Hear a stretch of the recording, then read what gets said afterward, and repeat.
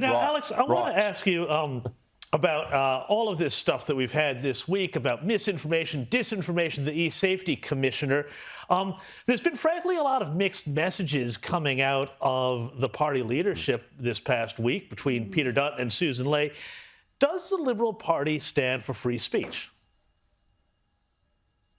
Yeah, well, I mean, look, it's baked into the Constitution, it's baked into the We Believe statement, so of course it does. And I think what this has shown is how difficult this topic is. I mean, we all struggle with this. None of us want to see violent images or, distressing images online. But by the same token, it's my personal view that we have to be very careful not to throw the baby out with the bathwater here. I mean, if you look back at what we're talking about this uncomfortable incident in the church a couple of weeks ago.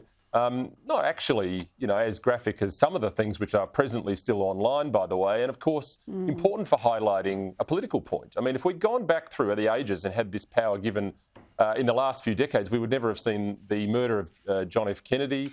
We would never have seen the burning monk in Vietnam, all of which have significant power in terms of conveying a political message. So I'm very uncomfortable with bureaucrats having powers to censor.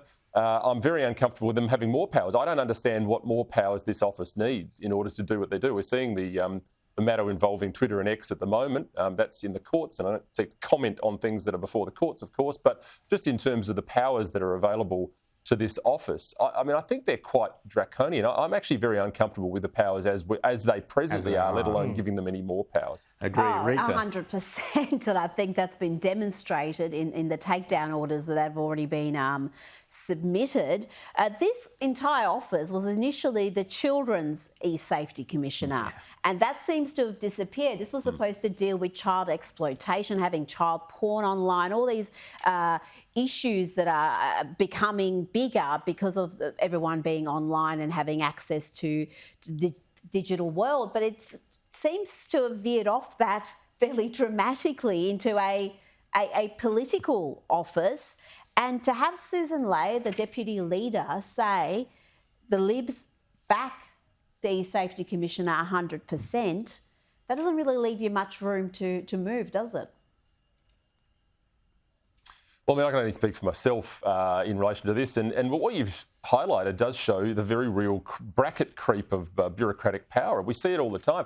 I mean, I'll give you another example. The Department of Home Affairs after Christchurch were given the power to refer matters between social media companies or posts that were put up by Australians back to social media companies for the very, perhaps real purpose of having graphic shooting material taken down. Okay, we get it. What happens during COVID? We discovered this through a Freedom of Information application that my office put out. We discovered that not only were the Department of Home Affairs actively engaging with other external companies to sift through the posts of Australians, that they'd actually referred 4,200 posts from Australians back to those companies apparently in breach of the company's own terms and conditions. And many of them had been removed. Many of them were 100% correct. So, Exactly. Yesterday's misinformation is tomorrow's truth. I think the other thing I just want to highlight here is let's have a look at the origin of the words misinformation and disinformation. These two words haven't entered the lexicon by mistake. This has happened quite deliberately, and what we're seeing is a bracket creep of censorship in this country and overseas. And isn't the timing interesting as we head into election cycles in the next little period? I mean, I wonder whether or not, and I'm talking mainly about the United States there, of course, but I wonder whether or not, we are now seeing a further form of bracket creep out of the bureaucracy into the mainstream.